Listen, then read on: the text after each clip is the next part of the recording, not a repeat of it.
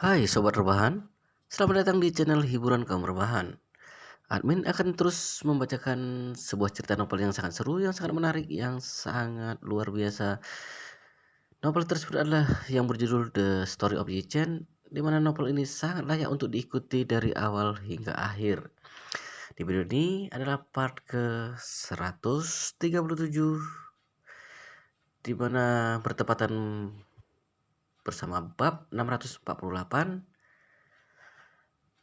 Tetapi sebelum melanjutkan, pastikan kalian sudah subscribe channel ini dan aktifkan lonceng notifikasinya agar tidak ketinggalan jika admin upload video terbaru. Kalian akan mendapatkan notifikasinya terlebih dahulu. Jika kalian menyukai cerita-cerita seperti ini, jangan lupa like. Jika berkenan, share juga ke teman kalian agar teman kalian juga mendapatkan informasi hiburan seperti ini. Baik, kita lanjutkan di part ke 137, di mana Yichen sekarang berada di rumahnya bersama istrinya, intinya bersama keluarganya dan juga mertuanya, mertua laki-laki maupun mertua perempuan.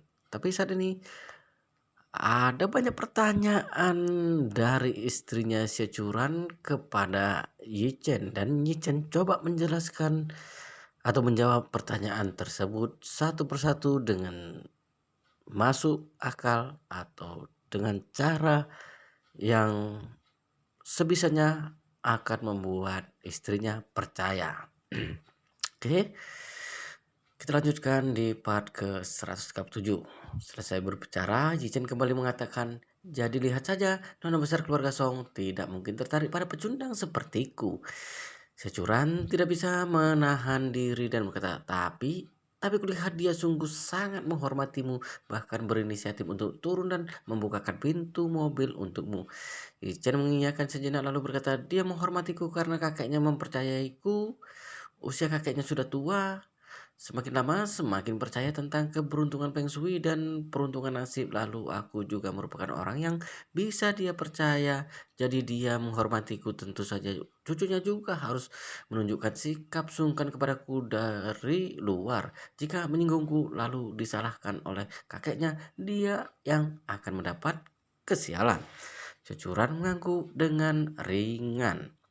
Penjelasan dari Chen kedengarannya juga tidak bermasalah. Semuanya masuk akal, dijelaskan dengan baik. Berpikir sampai di sana, kecurigaan yang ada di hatinya juga sudah banyak berkurang. Sebenarnya suatu harian ini suasana hatinya tidak begitu baik. Dia dan Dong Rolin pergi berbelanja bersama, tapi juga tampak sedikit tidak berminat dan tampak banyak pikiran. Alasan utamanya adalah karena dia selalu merasa Song Wanting itu sepertinya sungguh tertarik pada Yi Chen. Bisa dikatakan indera keenam wanita paling kuat. Dia hanya menatap diri dari kejauhan saja sudah merasa bahwa Song Wanting sepertinya menyukai Yi Chen. Bahkan sungguh ditebak karena bahkan sungguh ditebak dengan benar olehnya. Untung saja respon Yi Chen sangat cepat, dia segera meredahkan dirinya sebentar, baru kemudian menutupi semua rasa curiga yang ada di hati Xiao Churan. Sebenarnya di dalam lubuk hati Yi Chen, dia sangat jelas akan perasaan Song Wanting terhadapnya. Yi Chen juga bukan orang bodoh. Banyak hal yang bisa dia rasakan sendiri. Dia bisa melihat bahwa Song Wanting pasti memiliki ketertarikan terhadap dirinya, dan ketertarikan ini sangat kuat. Tentu saja dia juga tidak memiliki sedikit pun pemikiran untuk mengkhianati Xiao Churan. Oleh karena itu, terhadap Song Wanting, dia selalu bersikap pura-pura bodoh meski mengerti tapi bersikap seolah tidak paham. Yang beruntung adalah Song Wanting sifatnya sedikit tidak langsung dan tertutup. Tidak berinisiatif mengungkapkan perasaannya pada Jichen, jadi memberikan kesempatan bagi Jichen untuk bersikap pura-pura bodoh. Saat ini hati Syacuran sudah lebih lega, dia membuka mulut dan berkata, kamu ini lebih baik kalau jangan berhubungan terlalu dekat dengan orang-orang dari kelompok elit ini. Saat mereka percaya padamu, kamu akan diagungkan. Saat tidak percaya kepadamu, kamu akan dijatuhkan. Jika mereka sungguh mau menjatuhkanmu, kamu sungguh akan mengalami kerugian. Ichen bergegas mengangguk lalu berkata dengan serius, "Istriku, kamu tenang saja, kelak aku akan berusaha menjaga jarak dengan mereka." Securan melihat sikapnya yang tulus kemudian merasa sedikit lebih tenang. Pada saat ini ibu mertua Malan berjalan menghampiri mereka dengan membawa ponsel lalu mengoceh pada Yichen dengan tidak sabar. "Masih belum bisa makan. Kamu selalu pergi keluar setiap hari tanpa urusan penting, jadi membuat kegiatan berbelanja sayur dan memasak jadi tertunda. Aku dan ayahmu sudah lama menunggu dengan perut lapar." Ijan bergegas mengatakan, "Ibu, hari ini kebetulan ada sedikit urusan, tapi tenang saja, kalau aku tidak akan menunda waktu membeli sayuran dan memasak. Lebih baik kamu ingat apa yang kamu ucapkan." Malan mendengus dingin sejenak, wajahnya penuh dengan ekspresi tidak senang. Sebenarnya dia senantiasa merasa kesal karena Jichen yang menyuruh Helian untuk mendonasikan uang. Di dalam sana ada 2 juta yuan yang merupakan uangnya, tapi sekarang itu semua sudah sepenuhnya musnah. Sekarang dia sudah tidak memiliki uang, dia tidak bisa lagi bersenang-senang dengan teman-temannya, hanya bisa seharian berdiam diri di rumah dan merasa kesal. Oleh karena itu dia semakin tidak suka melihat Jichen. Saat ini Seo Chang-kun berjalan menghampiri Jichen lalu tiba-tiba bertanya, "Oh iya Jichen, Villa Thompson kelas atas kita itu kapan baru bisa selesai direnovasi?" Si Cangkun menanyakan tentang Pila. Sebenarnya adalah demi ingin membantu Cichen lepas dari obrol ocehan. Dia tahu seperti apa sifat dan karakter istrinya sendiri. Ditambah lagi istrinya seolah sudah memakan bubuk mesiu belakangan ini. Jadi Si Cangkun juga takut dia tidak mau melepaskan Yichen. Ingin terus-menerus menyindir dan mencari masalah dengannya. Di mata Su Cangkun, menantunya ini sungguh sudah beberapa kali menyelamatkannya. Jadi sekarang terhadap Jichen, dia sudah sungguh menganggapnya sebagai seorang menantu yang sebenarnya. Ditambah lagi benar apa yang dikatakan pepatah, seorang menantu ibarat setengah anak sendiri. Jadi saat melihat Jichen dimarahi, dia bahkan menjadi kasihan pada menantunya ini. Tapi begitu dia menanyakan soal Pila ini, perhatiannya malah dalam sekejap berhasil tersedot. Dia menatap Yichen lalu membuka mulut dan berkata, "Benar, sebenarnya kapan pila itu bisa selesai direnovasi dan ditempati? Nanti saat sudah pindah ke sana aku mau membuat satu ruangan khusus untuk meletakkan sebuah mesin mayong. Dengan begini, jadi bisa sama seperti temanku itu mengundang teman untuk datang ke pila sendiri dan bermain mayong." Yichen berpikir di dalam hati, bermain mayong? Apa kamu punya uang?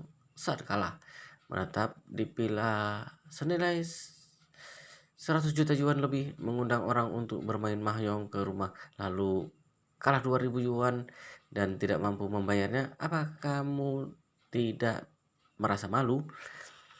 Namun ucapan ini tentu saja tidak bisa dikatakan langsung pada ibu mertua, hanya bisa menahannya dalam hati dan menyindirnya sejenak.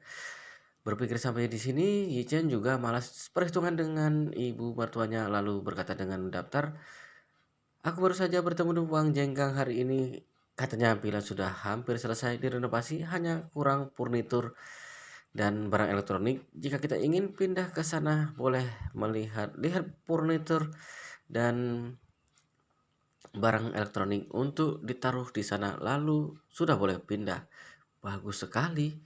Begitu mendengar Bella sudah bisa ditempati, hati Seo Changkun merasa sangat gembira.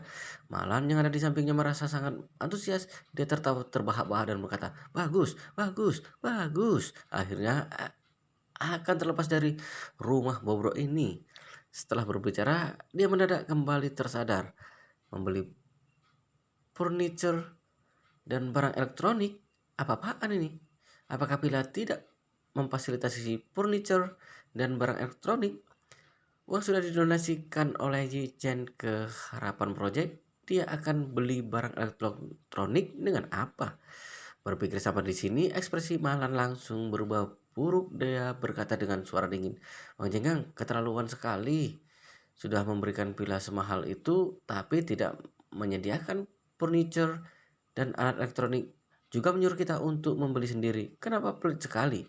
Begitu mendengar hal ini, Securan berkata dengan tidak tahan, "Oh, ibu, kenapa kamu bersikap begini?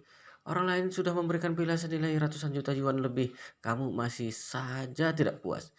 Yichen melihat sikap Malan yang merasa marah dan bicara sembarangan begitu langsung saja mengerti.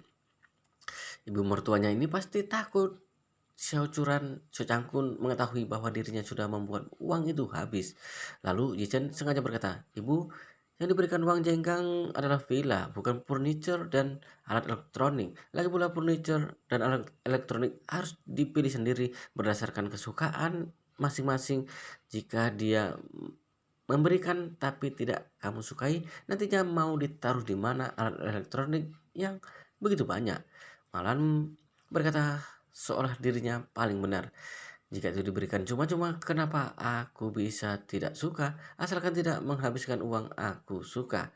Si Cangkun menyambung ucapannya lalu berkata, "Aduh, kita beli sendiri furniture yang kita sukai juga bisa. Besok jalan-jalan ke pusat perabotan. Lihat furniture yang mana yang disukai lalu beli. Kita tidak kekurangan uang. Bagaimanapun keluarga kita masih punya 2 juta lebih. Membeli furniture, alat elektronik yang lumayan bagus. Paling banyak juga tidak akan mencapai 1 juta lebih." Malah seketika itu berubah panik. Dia membuka mulut dan mengatakan, "Beli apa? Tidak beli. Biar uang jenggang yang memberikan." Selesai berbicara dia berkata pada Yichen dengan kesal, "Cepat telepon uang jenggang itu. Apa-apaan dia? Ibarat sudah memberikan mobil tapi tidak mengisikan minyak. Bagaimana bisa dikemudikan? Biarkan dia sudah melengkapinya dulu baru kita pindah ke sana."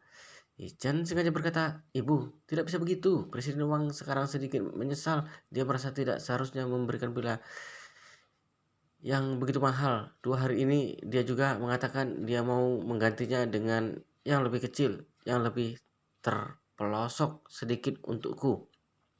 Apa? Malan menjadi panik, kemudian memaki. "Oh, orang macam apa dia? Hadiah yang sudah diberikan pada orang lain masih bisa diminta kembali." Ichen membentangkan tangannya. "Bagaimanapun itu barang pemberian orang lain. Meski dia menyesal dan tidak mau lagi memberikan, apa yang bisa kita lakukan? Jika membandingkan diri dengan keluarga Wang, kita juga tidak akan bisa menang." Malan berkata dengan emosi, "Tidak bisa begini, memberikan pilihan tetapi tidak memberi furniture sungguh brengsek." Secangkun mengatakan, "Sudah cukup, kamu bersyukur sedikit, jangan banyak berbicara lagi. Keluarkan uang keluarga kita, besok pergi membeli furniture. Minggu depan kita cari perusahaan memindahkan untuk pindah rumah." Malan seketika itu merasa panik lalu berkata, "Tidak bisa. Jika masalah furniture dibahas dengan baik, kita tidak boleh pindah." "Bahas apa lagi?" So Cangkun mengenyitkan alisnya dan bertanya, "Kita beli sendiri furniture yang kita pakai. Apalagi yang perlu dibahas untuk hal ini?" Aku, aku, Malan berkata dengan panik tidak karuan. "Aku tidak mau beli. Jika mau beli, kamu beli saja sendiri." Si Cangkun membuka mulut dan berkata, "Omong kosong apa yang kamu katakan? Dari mana aku punya uang untuk membeli furniture? Uang untuk makan dan mentraktir orang itu juga diberikan oleh menantuku Yichen." "Apa?" Malah mendadak seketika itu juga lalu berkata, "Yichen, dari mana kamu mendapat uang 20.000 yuan itu?" Yichen berkata, Uang simpanan pribadi." "Uang simpanan pribadi?" Malah berkata dengan kesal. "Makan di rumah kami, tinggal di rumah kami, memakai barang di rumah kami, kamu masih berani menyimpan uang simpanan? Katakan berapa banyak lagi uang simpanan yang kamu punya. Berikan semuanya untukku." Malah sekarang ini sudah miskin hingga kehilangan kewarasannya. Separuh hati ingin mendapatkan uang. Begitu mendengar Yichen memiliki uang simpanan pribadi, memikirkan tamaknya langsung beraksi. Kalau Yichen menjawab dengan datar, "Ibu, Kala itu Yichen menjawab dengan datar, "Ibu, jumlah uang simpanan pribadi yang aku punya tidak banyak. Hanya kadang-kadang membantu orang lain melihat Feng Shui, jadi menghasilkan sedikit uang. Bukankah juga sudah beli 2 buah mobil BMW, jadi tidak tersisa banyak lagi?" Malan buru-buru bertanya, "Tidak tersisa banyak, jadi sebenarnya ada berapa?" Yichen menaikkan bahunya, "Mungkin ada tidak sampai 10.000 yuan, 7.000 atau 8.000 yuan. Transfer untukku. Kalau kamu tidak boleh menyimpan sepeser pun uang simpanan pribadi." Cucuran merasa tidak tahan lagi melihat ini. Dia memasang wajah dingin dan berkata, "Ibu, untuk apa kamu selalu menindas si Chen? Tidak mudah baginya untuk menabung, lagi pula totalnya juga sedikit saja, tapi masih saja kamu menginginkan. Bukankah kamu ingin sendiri punya 2 juta yuan lebih? Malan seketika itu tidak bisa berkata-kata. Aku malah punya 2 juta yuan lebih.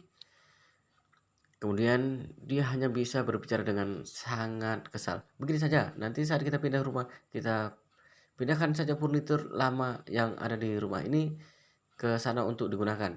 Apa? Si Canggun terperangah lalu berkata, apa kamu tahu seberapa besar villa itu?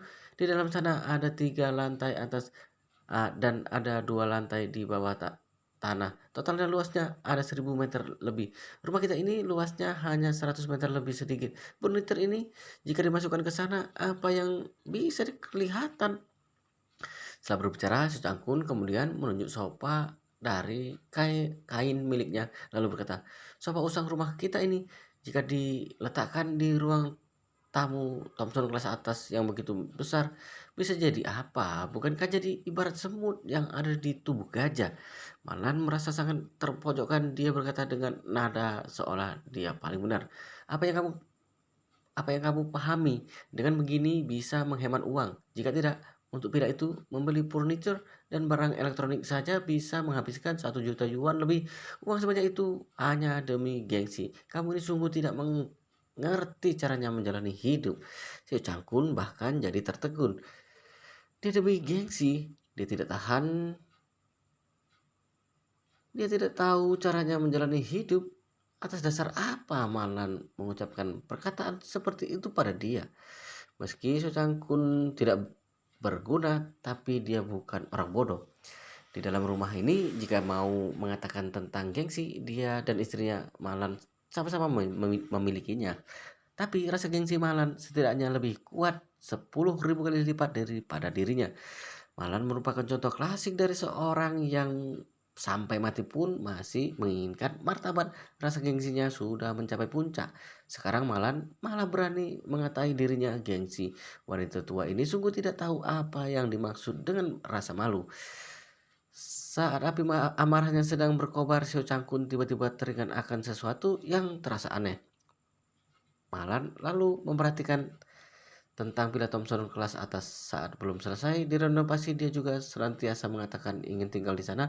Bahkan beberapa kali Malan menariknya untuk pergi ke sana dan melihat perkembangan renovasi villa itu. Ketika itu Malan sendiri juga sudah merencanakan akan membeli sofa yang seperti apa untuk ruangan tamu, membeli tempat tidur seperti apa untuk kamar tidur, membeli meja makan seperti apa ruang makan.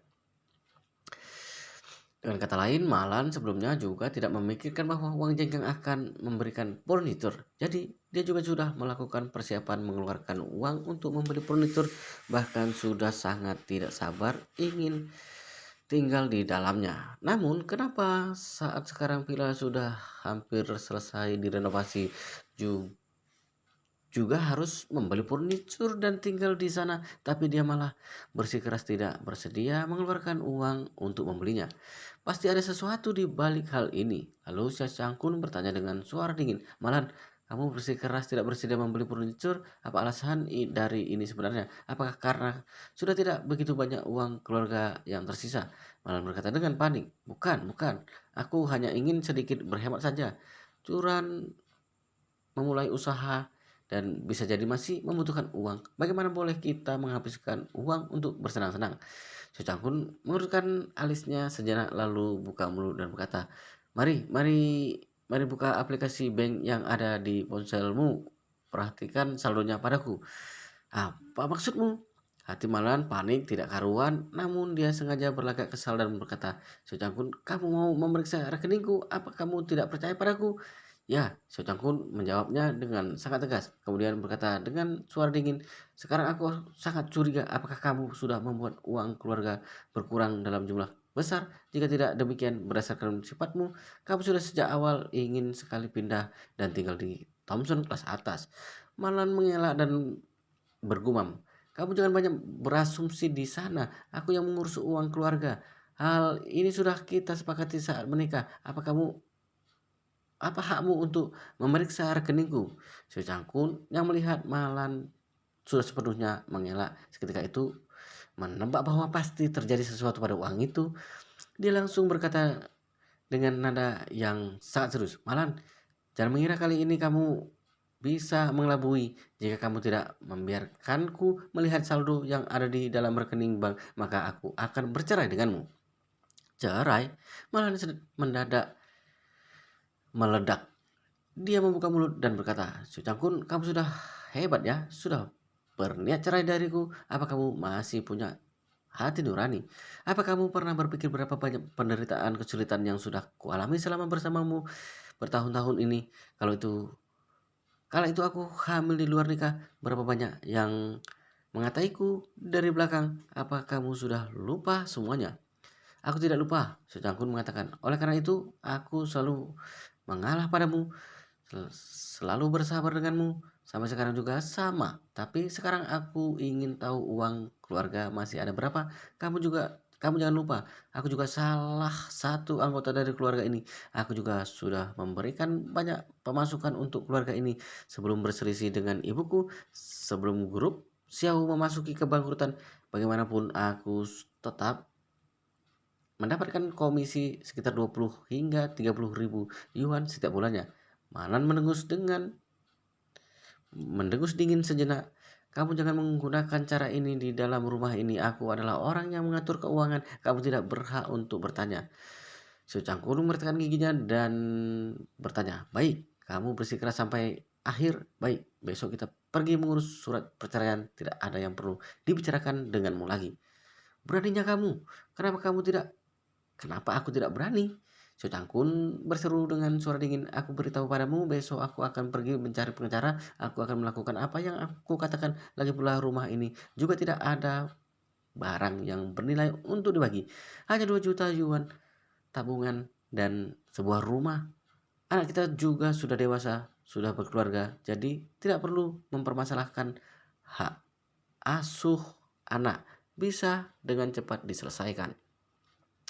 Selesai berbicara, si Cangkun kembali memelototi Malan lalu berkata, "Uang tunai senilai 2 juta yuan itu diberikan kepadamu untuk disimpan. Sampai saatnya nanti aku akan langsung menuntut ke pengadilan, memohon untuk membagikan setengah dari uang itu. Jika kamu tidak bisa mengeluarkannya, maka kamu harus bertanggung jawab di hadapan hukum."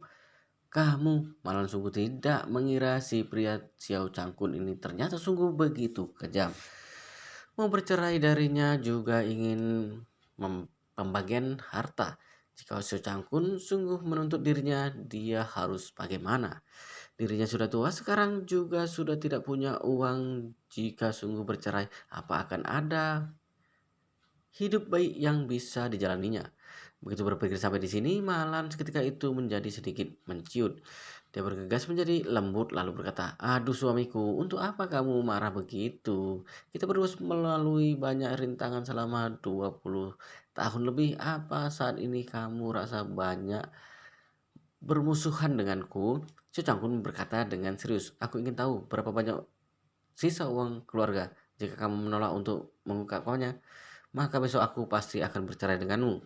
Sebenarnya Su Cangkun sudah sejak awal tidak tahan dengan Malan, bahkan tidak bahkan bisa dikatakan kala itu dia sama sekali tidak menyukai Malan. Dia dan kembang sekolah yang bernama Han Making sedang berpacaran saat itu. Malan masuk sebagai pihak ketiga. Dia senantiasa tidak mempedulikan Malan. Oleh karena itu baru Malan memikirkan cara yang tidak tahu malu itu. Terlebih dahulu membuatnya mabuk, berhubungan intim dengannya, lalu pergi memberitahu Han Making, membiarkan Han Making putus dengannya dengan rasa sedih yang mendalam. Malan juga beruntung sekali sekali itu saja dan kemudian hamil. Jadi dia menjadikan anak sebagai alasan untuk memaksa Su Cangkun untuk memperistri dirinya. Su Cangkun kala itu kehilangan Han Making, merasa sangat terpukul begitu teringat akan Malan yang sedang mengandung anaknya sendiri demi anaknya. Baru kemudian dia memilih untuk menikah dengan Malan. Baru kemudian ada kehidupan pernikahan yang menyedihkan dan tidak beruntung selama 20 tahun lebih. Pada awalnya, Su Cangkun sudah menyerah pada nasib, merasa akan hidup lebih merasa akan melalui hidup begitu saja. Bagaimanapun hidup tetap harus dilalui selamanya, bukan? Bagaimanapun hidup tetap harus dilalui selamanya, bukan?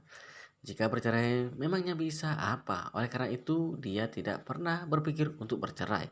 Saya berkumpul dengan teman sekolah waktu itu lalu ditertawakan oleh semua orang seperti itu. Hatinya mulai sedikit tergerak. Hari ini tindakan Malan begitu tidak biasa, begitu kasar, merasa diri paling benar, juga tidak masuk akal. Ini sudah membuatnya mati rasa sepenuhnya. Sekarang dia tidak sabar untuk bercerai dari Malan agar bisa sepenuhnya lepas dari wanita ini. Malan saat itu juga benar-benar panik. Bertahun-tahun dia selalu menindas dan menekan Sio Changkun. Sio Changkun juga bisa tahan, juga tidak pernah begitu teguh, begitu berisikeras. Jadi dari hal ini bisa terlihat bahwa dirinya sungguh sudah membuat Sio Changkun marah besar.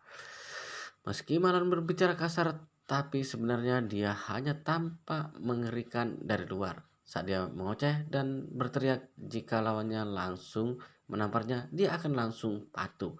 Tapi begitu orang lain menunjukkan sikap yang takut, maka dia akan langsung maju untuk menyerang.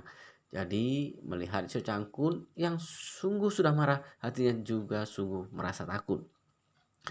Sio Changkun saat itu juga membuka mulut dan berkata, "Ibu, meski perihal uang memang diatur olehmu, tapi aku dan ayah punya kewenangan, punya hak untuk mengetahui kondisi keuangan dalam keluarga. Karena ayah ingin melihat jumlah saldo yang jelas, maka kamu buka saja aplikasi bank di ponsel dan perlihatkan padanya." Malan menggigit bibirnya. Benteng pertahanan di hatinya sudah sepenuhnya rubuh.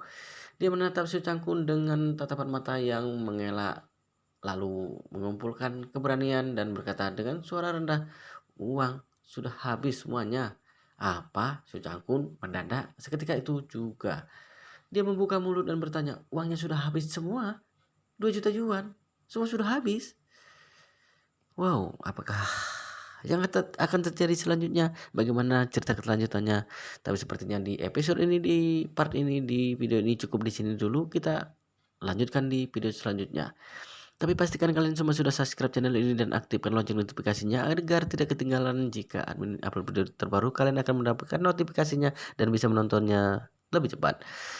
Jika kalian menyukai cerita seperti ini, video seperti ini, jangan lupa like. Jika berkenan, share juga ke teman kalian agar teman kalian juga mendapatkan informasi hiburan seperti ini. Oke, kita lanjutkan di part berikutnya di video selanjutnya.